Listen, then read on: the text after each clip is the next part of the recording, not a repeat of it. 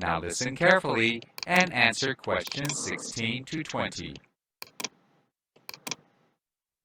The history of the vacuum cleaner is an interesting one. The first commercially available powered vacuum cleaner was invented in 1901 and was called the Puffing Billy. It was so large it had to be pulled by horses and parked outside the house where the cleaning was being done. It was initially driven by an oil engine, although it was later adapted to be powered by electricity, and it was used to clean the carpets and the palace of King Edward VII in London. One of the most famous electric vacuum cleaners is known as the Hoover. This was developed in the USA in 1908.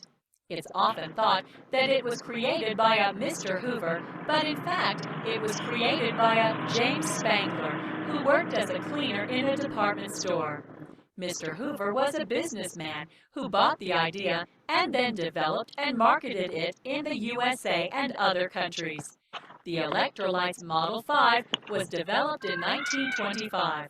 Up until that time, vacuum cleaners had been heavy devices which were not easily bought from. This was a lighter model, which laid on the floor and can be pulled along on 2 strips of metal, and this was an idea that was copied by many other manufacturers. Then there's the Electrolytes 30 or XXX, which was developed in 1937 in the USA, and is perhaps the most visually elegant vacuum cleaner of all, with its sleek lines inspired by the Art Deco architecture popular in the 1930s.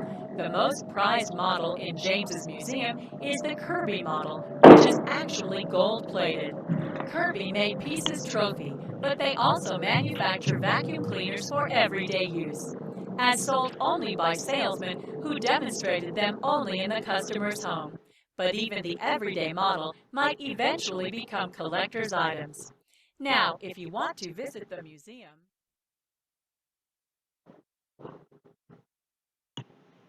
That is the end of section 2. You now have half a minute to check your answers.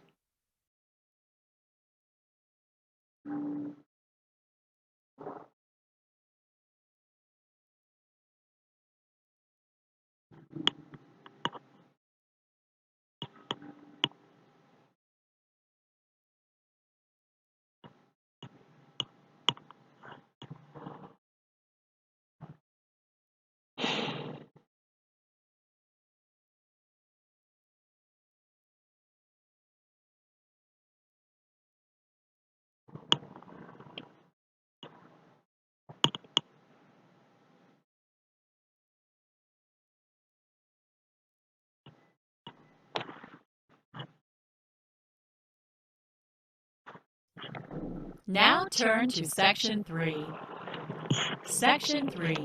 You will hear a tutor called Dr. Harris and a student called Lisa discussing Lisa's postgraduate research project on the role of health visitors. First, you have some time to look at questions 21 to 25. Now listen carefully and answer questions 21 to 25. Hi, Lisa. Good to see you again, especially since you've chosen to do your master's with us. Well, I enjoyed my first degree in nursing, and I decided I want to become a health visitor. You know, someone who promotes health and well-being and is part of a team within a community, getting out and meeting people of all ages. So that's why I chose this research project. Excellent. And your focus, the role of a health visitor in the community, is spot on. But at this stage, you need to keep an open mind so you can respond to initial findings once you get underway. From what I read, the role seems to vary quite considerably. Yes, some health visitors tend to focus on liaising with family doctors, others work independently with new patients. The work of health visitors in future is most likely to rely on the relationship between these roles, and I think that would be an interesting angle for you to pursue at some stage. Yes. What I really want to impact is the problem of physical development checks, which start with babies when they are only a few days old. Right. Another area which I am thinking of investigating is the monitoring of nurseries, which is currently under review. And there is the issue of preschools, at what age they should take very young children. I thought I'd also include childminders, the individuals in the area of Haynes that might not be qualified but look after young children. That's an area I'd stay clear of as it's very complex. Okay, will do. Anyway, I'd also like to make a short film about a few children. A good idea, but it will depend on building up a relationship with one or two health visitors willing to introduce you to a family. An opportunity like that would allow you to look at how young children begin to form words, for example. And peer relationships between children, as well as the ways in which they relate and play with each other, especially when they are around 2 to 3 years old, although early use of language is my main interest. Okay, but there are other topic areas I'd like you to consider before we finalize the content and structure of your research. An equally important area is the child's home environment and the effect of a newborn baby. Right.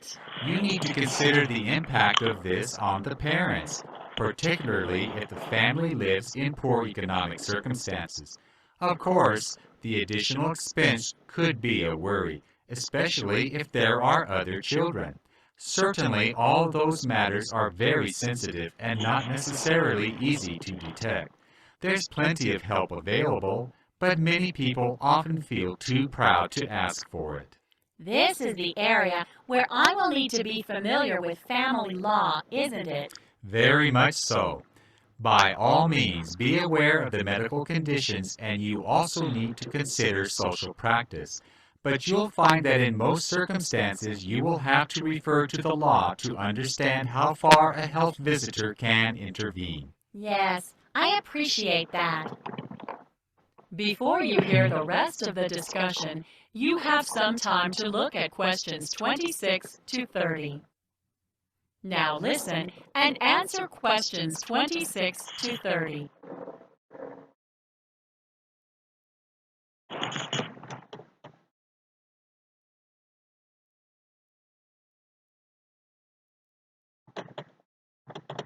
Questions 20. Appreciate that. Before you hear the rest of the discussion, you have some time to look at questions 26 to 30.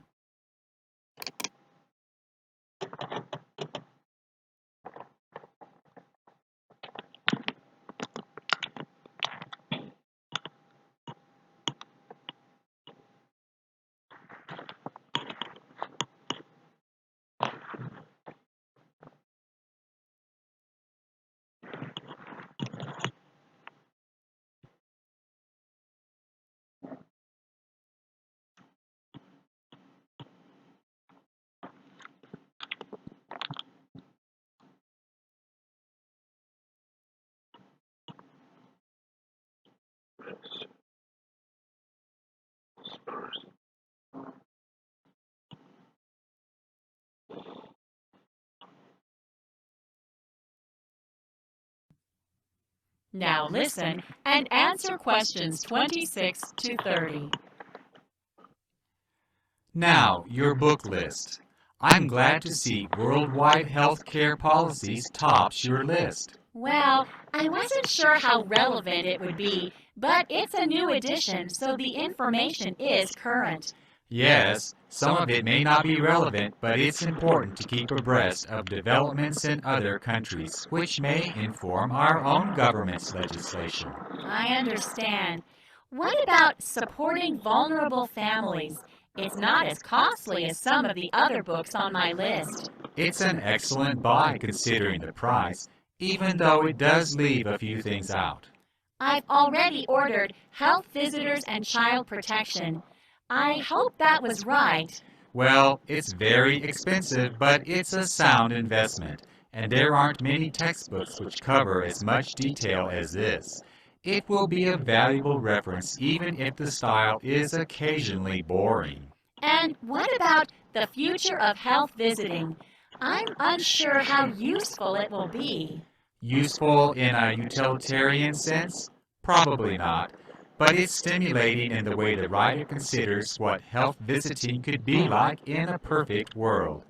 I'd suggest dipping into it to discover the improvements which could be made if money were no object. And resources for health visitors? Strangely enough, it's not as helpful as the title suggested. It offers a huge variety of activities and strategies which are great when working with young children, but they're presented in a rather haphazard way, and the index isn't much use either. Be very careful when using it. Okay. That is the end of Section 3. You now have half a minute to check your answers.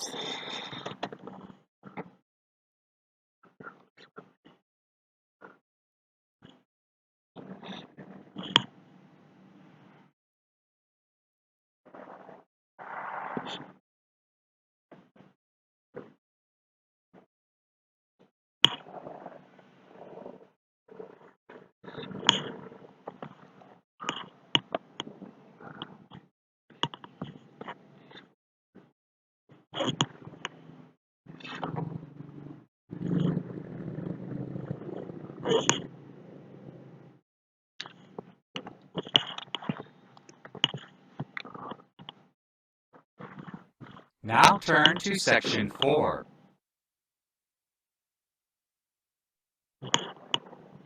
Section 4. You will hear a lecturer giving a talk to psychology students about people's sense of smell. First, you have some time to look at questions 31 to 40.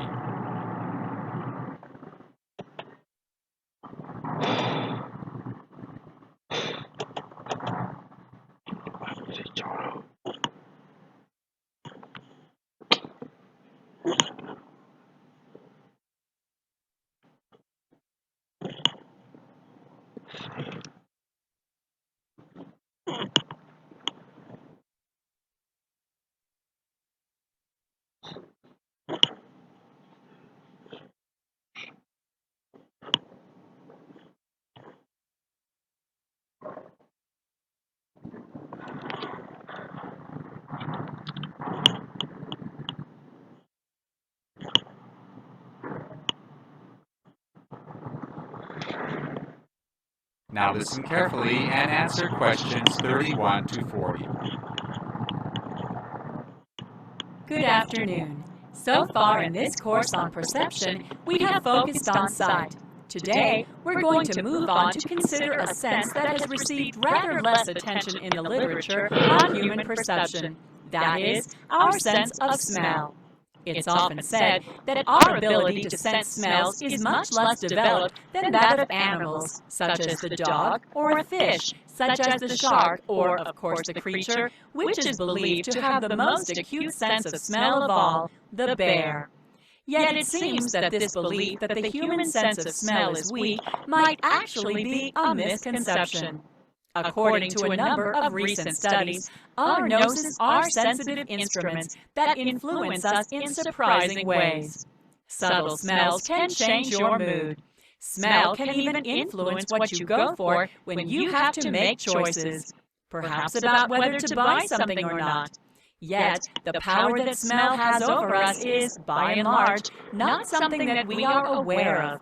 So the big mystery is why it is subconscious. One possible reason is that our noses aren't well equipped to detect the source of an odor, and so we dismiss it. Let's look at some practical examples of how smell can influence us. The power of smell will be no news to estate agents. They often suggest that people who want to sell a house arrange things so that there is a smell of newly baked bread on the property to encourage viewers to want to buy it. But there are more subtle and surprising effects too. For instance, Dutch researchers carried out a study into the impact of smell in a nightclub.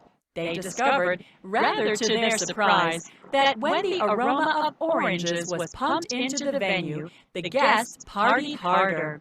They danced more, rated their night as more enjoyable, and even thought the music was better than when there was no added scent. Another study found that the hint of a smell wafting out of a hidden bucket of lemon-scented detergent was enough to persuade students to clean the communal kitchen after using it, even though the vast majority of them hadn't actually registered the smell. Other work has found that scent can influence our cognitive skills. A study this year gave participants a task to test their decision-making abilities. It found that subjecting people to a new smell, either good or bad, let people relying on their emotions to make a decision rather than relying on logic.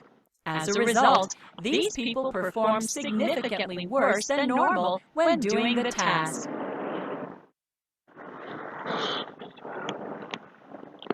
Our sense of smell may even help us to pick up on how those around us are feeling. It has been shown that certain animals can smell each other's fear. Is it possible that humans can do the same thing? To test the idea, one team of scientists took sweat samples from people doing a skydive for the first time. They also took sweat samples from the same people after they had worked up their sweat in a gym, a situation where no fear is involved. They presented the different samples in turn to a series of subjects who did not know the reason for the experiment. As they did this, the scientists observed these subjects' brain activity by means of a scanner, and they saw a much stronger reaction to the skydive sweat.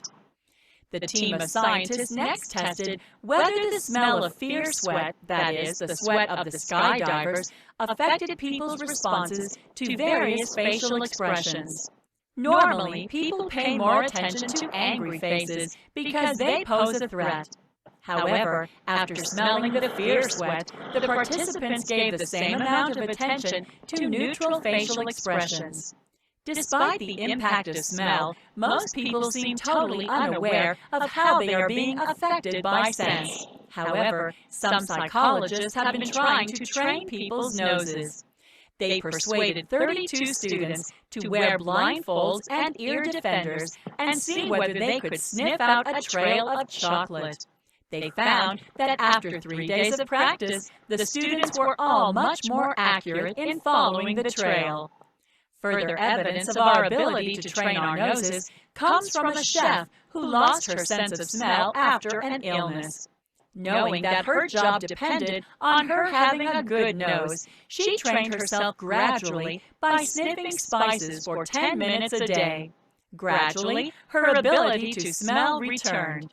Now, let's talk on about the... That is the end of section 4. You now have half a minute to check your answers.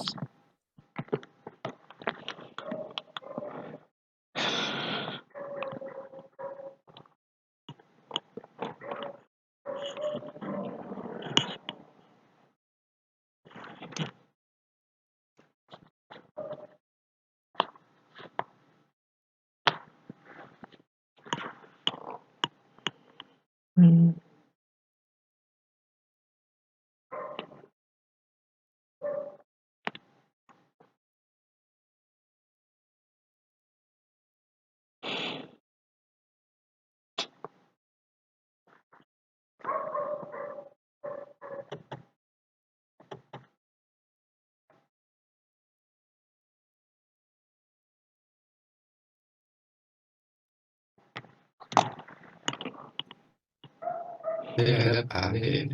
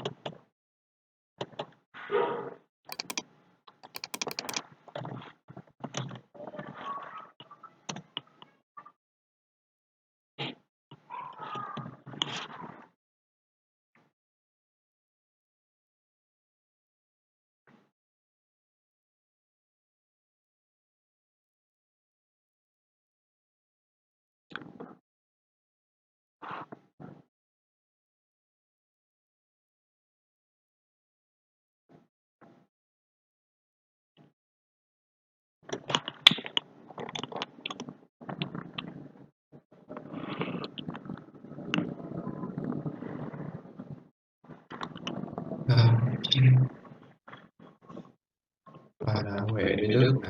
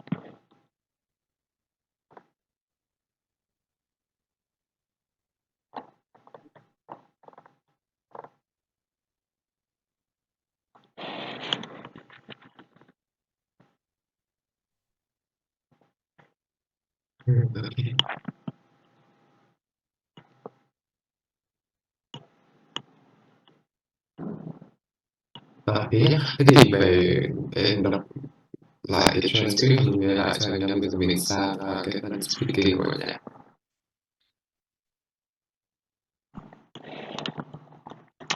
Đấy, thì khi nào mà ôn ở phía sau các em cứ lên cái trang này để các em lấy đề nhé, bởi vì là trên cái trang này thì họ sẽ update những cái đề phần speaking mới nhất cho mình, và đi thì chắc chắn là vào rồi đó, thế nên là khi mà ôn thì cứ ôn trong này nhé. Thì cái phần part 1 này thế là mình cũng làm hết rồi, cũng không có cái nào mới cả. Thì bây giờ part 2 thì cũng có một vài cái, với cả các em cứ kết hợp đọc trong cái bộ mà anh gửi dưới đây nhé, 2-3 bộ. Ngoài ra thì còn có một cái đề, một vài cái đề mới. Ví dụ như cái đề này, describe a time when you helped someone, miêu tả cái khoảng thời gian mà bạn đã giúp đỡ ai đó. Đấy. Đầu tiên là giúp đỡ ở đâu này, tại sao lại giúp này, làm thế nào để giúp, và cảm thấy như thế nào. Đấy, thì em thử nghĩ lại đi xem là định miêu tả cái gì. Nếu mà dễ nhất ấy, thì các em nên để là giúp đỡ người thân trong gia đình hoặc là giúp đỡ bạn của mình, thế thôi. Thường thì ở cái lứa tuổi như mình thì thường là giúp đỡ bạn, ví dụ trong cái việc là giải bài tập để chẳng hạn. Đấy. Thì mình có thể miêu tả cái đấy cũng được nhá, những cái đơn giản thôi. Chúng ta đừng miêu là những cái mà nó từ quá to tát quá. Đấy, thì có thể miêu tả bạn là giúp đỡ bạn giải bài tập thôi, solve the problem thôi chẳng hạn. Đó. Một cái exercise nào đó.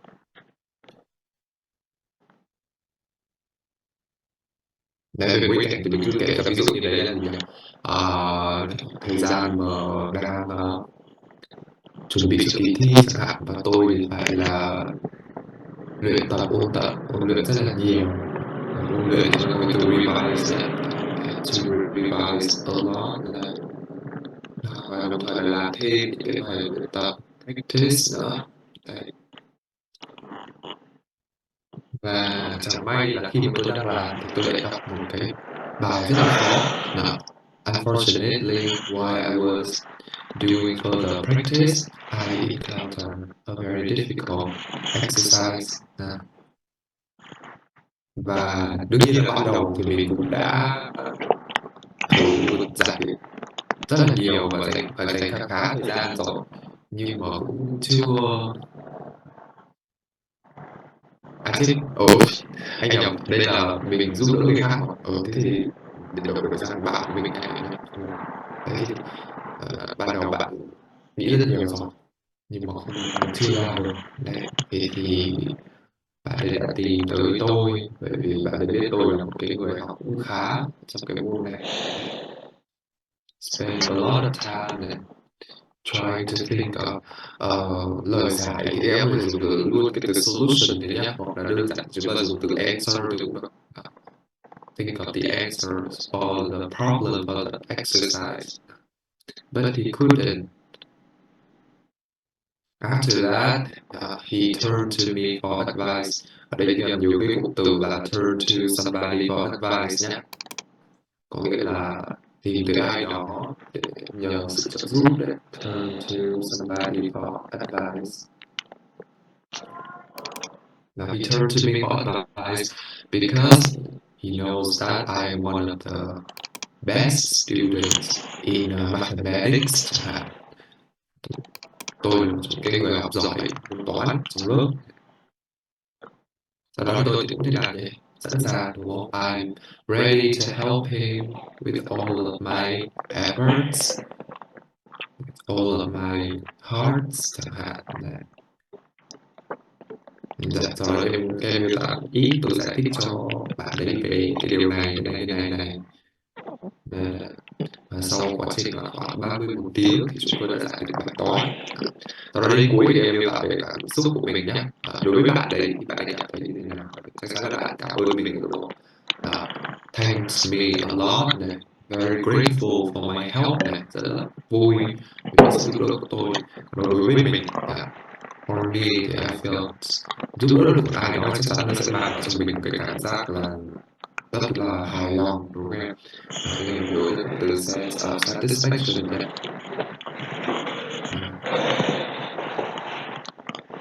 Sense of satisfaction. Ngoài ra chúng ta cũng có cái quy luật là cho đi và nhận lại đấy. Thì ở đây cái quy luật đấy mình sẽ gọi là give and take nhé. Nếu mà nói là gì nhỉ? Thế giới nó luôn vận hành từ cái quy luật là give and take này. The world always functions based on the give and take principle. Principle là luật nhé. Thế nên là maybe in the future, có thể trong tương lai là bạn ấy có thể giúp cho tôi làm ở môn hóa chẳng hạn. Bạn rất giỏi môn này chẳng hạn. Đấy. Thì các em lại nói như vậy nhé. Khi mà tôi gặp những cái khó khăn ở cái môn hóa ở cái môn đấy. Đấy thì đấy là một ví dụ thôi. Và các em có thể chọn những cái khác, ví dụ giúp đỡ gia đình thì sẽ là chọn cái gì? Ví dụ là hàng xóm cũng được, hàng xóm ví dụ nhà ai đó chuyển nhà chẳng hạn hay là mới chuyển tới thì mình giúp đỡ là bưng bê đồ thôi. Đó. Hoặc là đi trên đường một hôm tôi đang đi học tôi gặp thấy người già và họ cần qua đường thì tôi đã giúp đỡ họ cross the street. Nhưng mà cố gắng miêu tả dài dài ra, đừng nói nhanh quá nhé, là nó lại thiếu mất. Là thế bài này nam nhé, nam là bài này nhé.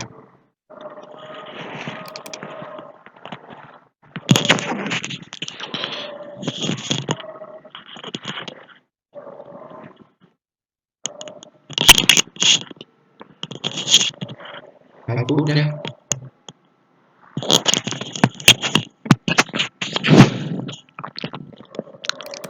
So today I want to tell you a time I helped my friends when I was 40 years old. Firstly, it is a time when my best friend can't solve a hard problem about math, and he turned to me for advice, and and he he want me help them, and he want me help him because I am a student who very good at math, and I often get good marks at this subject. So uh, I came to his house and I asked about the problem, and then he so this for me, and then I and him uh, um, and then I and him solve the problem at the same time, and when he can when he can't solve a step, I can help him at that. Uh, uh, Last but not least, at the end, he was very proud of me about. Uh, I am very proud of me about my math ability, and he thanks me a lot. And I think mm, in the future uh, he can help me about the chemistry, because I am I am not good at that subject. Vậy là theo 2 phút nhé. Đấy, cái phần Help My Friend này là cái phần mà nói về cái vấn đề để tôi nói thêm là đấy, bởi vì là đang trong quá trình luyện thi nhá, thì một cái chỗ đấy cho nó đầy đủ một tí này. Nên là because we were in an exam, so we had to do a lot of cái cụm từ luyện tập ấy, hay là cái cụm từ ôn tập ấy, thì nhớ cho anh revision đấy hoặc là review đấy mà các thầy cô ấy nghĩ trên bảng ấy. Thì nhớ cái cụm này nhá. We had to do a lot of revision as well as do a lot of further practice. Rất là nhiều những cái bài tập thêm further practice như thế nhá. Thế nên là và chẳng may unfortunately while he was doing his homework, his exercise, he encountered a very difficult question that cái phần này là thấy. Và còn đâu cái phần mà em nói là get good marks ấy, là cái điểm tốt ấy, thì đúng rồi, thường là chúng ta điểm tốt là good marks đúng rồi. Nhưng mà còn còn có một cái cụm từ cụ thể ngữ mà chúng ta hay dùng khi mà mình nói về điểm cao ấy, đó là flying colors ấy. Thì nếu mà dùng cái cụm đấy nữa thì càng tốt nhé. Cùng các bạn trong cái bài phần part 2 thì có thể cho mình tầm một cái cụm thành ngữ vào để cho nó cái điểm của nó, cái phần từ vựng nó sẽ tốt hơn nhé. Một thôi cũng được. Thì ở đấy em có thể dùng là get flying colors nhé, hoặc là thay vì dùng get nó rất là đơn giản, nhưng mà dùng là achieve cũng được, đạt được cái đấy thì nó sẽ hay hơn nhé. Achieve flying colors này, hoặc là achieve good marks này. Rồi, ok.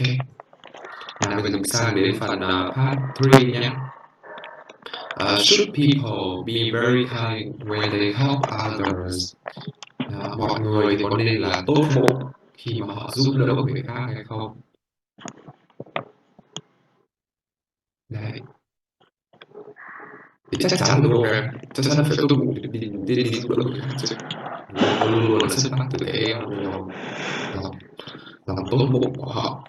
Thì ở đây chúng ta có cái sự tốt bụng, các em nhớ danh từ cái từ kind nhé, đó là kindness nhé. Đấy.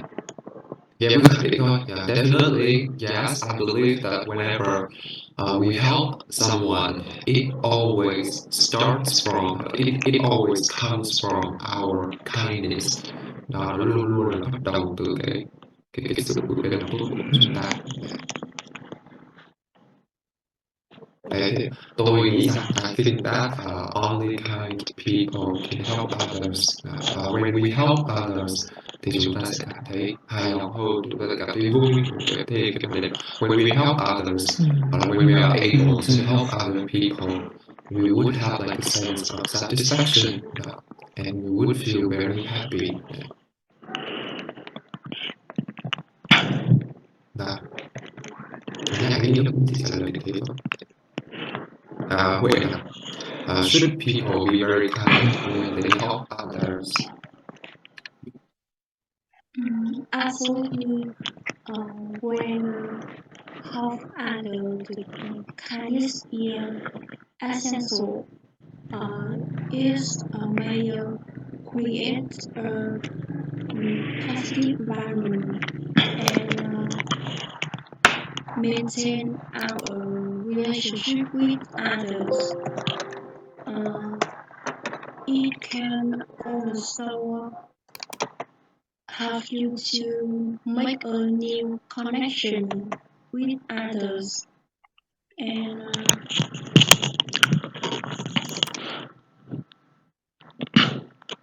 So today I want to talk with you about a place I would like to go to relax when I have spare time.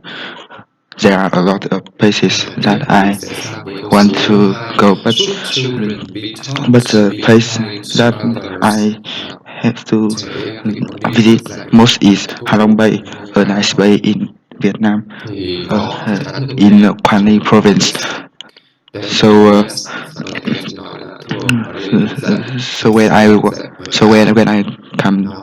to Halong Bay, Thì I will và đồng lie thời in là the nó sẽ có cái sand tầm quan or trọng của go cái to việc the là beach khi mà and trẻ em biết là come to ngôn the ngữ beach biết thêm and ngôn ngữ của người khác là also eat khi mà seafoods trẻ in em the biết thứ five hai star thì chắc chắn là họ sẽ nhận ra được cái hotel giá trị của đấy trước or khi mà 5-star restaurants. và I nó think that, sẽ làm cho cuộc and sống của cái đứa trẻ uh, này nó trở nên I hạnh think phúc the reason hơn why I would like to go to vui this vẻ place hơn. to relax Còn nó is được dạy bởi ai thì ở đây các em nên nói được rằng uh, là thứ nhất là dạy bởi is cha mẹ, I đúng không? Cha think mẹ thì nên là the những tấm tranquil gương. is very Tấm gương nice ở đây các có thể là the role models nhé, hoặc là because in the internet the image is very role models là những cái nice, tấm gương and nhé, hoặc là I ví dụ theo cụ thể really là want những to cụm từ go như to là that place to set come and examples for set take examples some for dẫn dụ cho hành động, take some hoặc là pictures đem dùng cách làm được. to Parents should be memorize it, role models and for their kids, đúng không? Bố I mẹ có think nghĩa rằng this in means Halong that Bay parents is very should be peaceful and models in front of their kids, đúng and không? no Khi noise mà thấy con trẻ compared thì to bố mẹ the nên làm city người mà where giúp đỡ người khác I đúng live, không? and Mình thấy này, in the city ngoài is cha mẹ ra thì chúng very ta noisy, có cái phần and vai trò I ở nhà don't trường want giáo to viên in the teachers in city schools, đúng very không? more.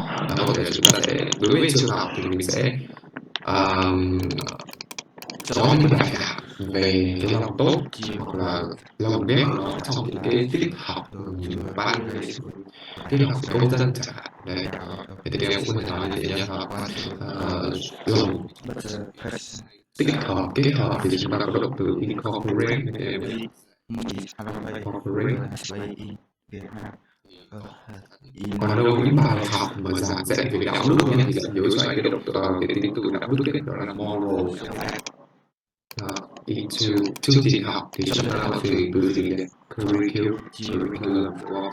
Incorporate moral lessons into the curriculum này, vào cái chương trình để khuyến khích là thúc đẩy các bạn đấy là để trở nên tốt bụng hơn. Đấy.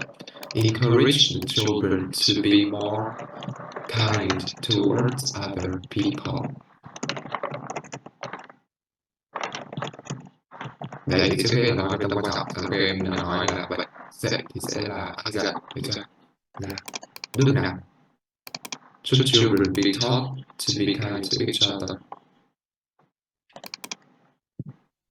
Absolutely, I agree that with this idea. Um, from when children was very young, the parents should make a particular picture of a person who has a very kind, who has the characteristic, who has the good characteristic, and the parents should incorporate with the teacher at the kindergarten to make a lesson into the curriculum and set the example for them every time when they make mistake or um, in a particular stage in their life. Uh, we need to talk about the um, the story about the kind person and the kind activities to push their think to push their thought that they need to be a kind person, a good person for the community. Yeah. Rồi, ok. Nhớ cho nói cho anh về cái tầm quan trọng trước nhé, bởi vì cái đấy nó sẽ giải thích được tốt hơn đấy. Thì em nên nói là bởi vì anh chỉ thêm một câu là gì đấy, khi mà children mà biết đối xử tốt với người khác thì chắc chắn là cả cuộc sống của họ sẽ trở nên đầy hạnh phúc hơn, và đồng thời họ cũng sẽ nhận được sự trợ giúp trong tương lai. Đó là cái tầm quan trọng này. Rồi câu số 3, should parents help their kids with their homework? Vậy cha mẹ thì có nên giúp đỡ con cái của mình về bài tập? Thì có ok, nhưng mà nó phải thế nào nhỉ? Nó phải hợp lý, đúng không? Chứ không phải là lúc nào cũng giúp. Thế thì khẳng định thì đầu tiên nhé. Yes, I think parents can help their kids with their homework, but it has to be hợp lý. Hợp lý thì chúng ta có từ nào nhỉ? Hợp lý thì chúng ta có cái từ reasonable nhỉ? But it has to be reasonable, đúng không? Parents cannot help their kids with their homework all the time. Mọi lúc không thể nào thế được. Đối với những cái bài tập nào nó khó quá thôi, để sau khi rất là nhiều suy nghĩ rồi bạn vẫn chưa làm được thì chúng ta có thể là giúp. Đấy, còn đâu là những cái bài tập dễ thì để cho con của mình tự làm.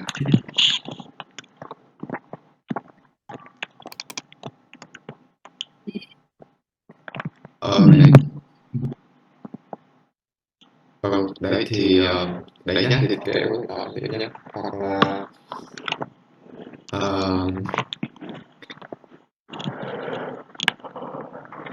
đấy đơn giản như thế, hoặc là khi mà thôi thế không thể nào nam nhé. Should parents help their kids with their homework? Actually, I think that parents can help their kids with their homework, but I think it it must be efficient. It must be reasonable, and I think parents should not have their children or their homeworks only the very hard homework that the children think a lot of time and can't solve the problem. And because uh, be, be, because uh, they can uh, they can improve the speed of thinking of their brains, and it helps the children not to rely on other people. I think that. Đúng rồi. Sẽ là không có bị phụ thuộc quá, đúng, too reliant on other people, hoặc là cái dùng từ dependent cũng được. Đó. Câu số 4, what kind of advice should parents give to their children? Là về lời khuyên, thì lời khuyên thì rất là nhiều, đúng không em? Nhưng mà thường thì phổ biến nhất thì sẽ là đầu tiên là lời khuyên về học tập, sau đó là lời khuyên về cuộc sống, và cuối cùng là về ôn luyện trong tương lai. Ba cái, đúng không? Đấy. Thì cái đầu tiên là học tập thì thường là cha mẹ của mình thường khuyên có thể là về môn nào, ví dụ khi mà mình gặp khó khăn trong học tập chẳng hạn, đó, khi mà mình cảm thấy nản chẳng hạn, đó, thì thế ba mẹ thường sẽ là người khuyên. Sau đó là về cuộc sống cũng vậy, khi mà chúng ta gặp những cái vấn đề liên quan tới cuộc sống, đó, thì các bạn tìm tới cha mẹ của mình, đặc biệt là trong cái công việc tương lai nữa. Đấy. Chọn nghề nào hay là chọn trường đại học nào, đấy là những cái mà cha mẹ có thể khuyên mình, hay là nên giải quyết cái vấn đề này như thế nào, đúng không? Thì cái phải chia ra làm ba cái như vậy nhé. Đầu tiên là study này, cái thứ hai thì sẽ là về life. So today I want to Sống talk life nhé. with you Cái thứ about ba sẽ là some occasion when I heard someone complaining about something in an occasion. So it happened in my birthday event when I was 14 years old in a luxury restaurant in a city. So, so the problem is the quality of water in this restaurant is very bad. The color is a bit yellow, and there are some dirt, some black dirt, and it is not clean. And a man who complained it to me, and I have to and I had to talk to the receptionist, and the receptionist said that he will he will report to the manager. So after 20 minutes, that Korean. and I want to go What is to that? and I want to drink water, and I see that the quality of the water return normal, and it is very good, and so the occasion happens normally and nice. Đúng rồi, là colleagues đồng nghiệp đúng không? Ok, rõ ràng. Câu số 5. Should parents give children advice and why? Cái này thì nó khá là giống với cái phần trên nhé. Thì em có thể trả lời cái hướng trên của mình nhé. Có luôn, là should parents giải thích như nào nhỉ? Là bởi vì là thứ nhất là parents là lớn tuổi hơn mình rất là nhiều. Nó, they are much older. Và khi mà lớn tuổi hơn thì nó cũng đồng nghĩa với việc là họ có nhiều kinh nghiệm hơn, là greater experience in life. Đấy,